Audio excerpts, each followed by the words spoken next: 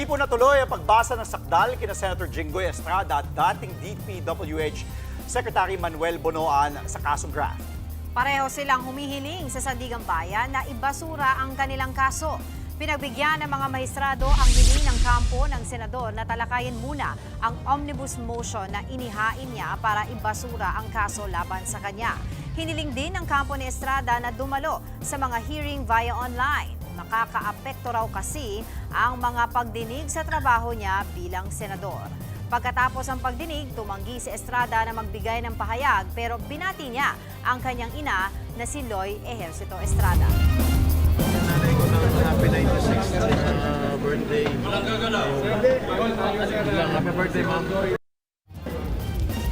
Naghain naman ng motion para sa hospital arrest ang kampo ni dating DPWH Secretary Manny Bonoan. Unang dinala si Bonoan sa PNP General Hospital dahil sa alta presyon. Nakatakda ring maghain ng motion ang kampo niya para ibasura ang kaso laban sa kanya. Mga kapatid, Andre Felix po, manatiling may alam pagdating sa mga mahalagang balita sa loob at labas ng bansa. Mag-follow at mag-subscribe na po sa social media pages ng News 5.